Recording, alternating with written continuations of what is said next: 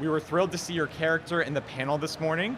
It looked like she was maybe wearing a Rebel pilot uniform. What can you tell us about your character at this point? Well, she was wearing a Rebel pilot uniform, and that's how she came up.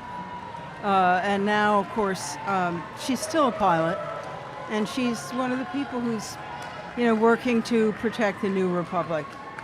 And she's actually out in the Outer Rim where there are vestiges, I think, of the Empire. And so she needs someone like Mandalorian and his faithful companion. So amazing. So we obviously heard that your love for Grogu is one of the reasons that you decided to take on this role. I'm is that afraid right? it was. Yeah. What was it like to work with Grogu?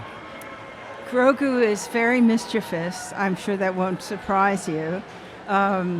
It's funny because, of course, in every scene with Grogu, there would be several puppeteers, each of them helping him do a different thing.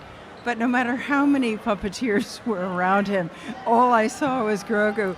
I still think he's real, Is it because you've worked with a lot of different kinds of aliens in your career, xenomorphs and Na'vi? But how was it in comparison to what? He's definitely the cutest. And somewhere if aliens here, Slimer's here, Grogu is over in I think the Japanese call it kawaii. Kawaii. Kawaii. Yeah, he's kawaii. But you're certainly in the footage that we saw this morning, we saw sort of you sharing a scene with Grogu and him sort of using his force powers to try to steal, what was like a dish of food or something like that from you, or an item, some yes, kind of it's a little bowl of snacks that were mine. Yeah. Right. And he's doing his little, and I'm lucky I got them back. I had to be quite forceful. I see. But do we see, do you get to kind of see Grogu using his force powers in all their glory in this movie? Well, he's always trying to do something. So to the extent that I get to be with him, I get to sort of see what he does, because he's more relaxed at the home base, But I felt like Grogu was sort of transitioning from a little learning creature to someone who had real skills. And indeed, he is the apprentice. And I felt like I could see a big difference between that and the series. So we have one last little lightning round worth of questions that they should be pretty easy, but we want to quiz you just really quickly in terms of Mandalorian versus other projects you've done in your career. So the answer is Grogu or Xenomorph. Just okay. So who ate a bunch of unborn frog eggs, Grogu or Xenomorph? Grogu. Correct. Whose blood can melt the hull of a ship? That would be the Xenomorph. Which one ages super fast and which one ages super slow? Well, that I don't know. We've stumped her. I believe it's the Xenomorph ages super fast and Grogu ages very slow. I think he doesn't age super fast, but he grows up super fast. So she stumped us. Sorry.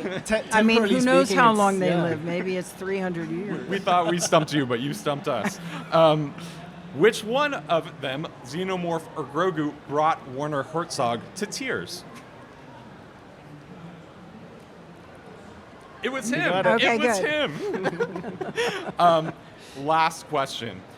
Which one of these, Grogu or the Xenomorph, potentially is the most powerful being in the universe?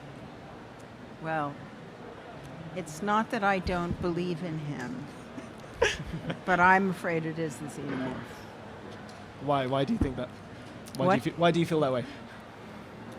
Because he can't help himself.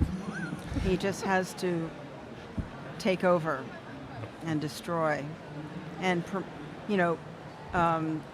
promote his group.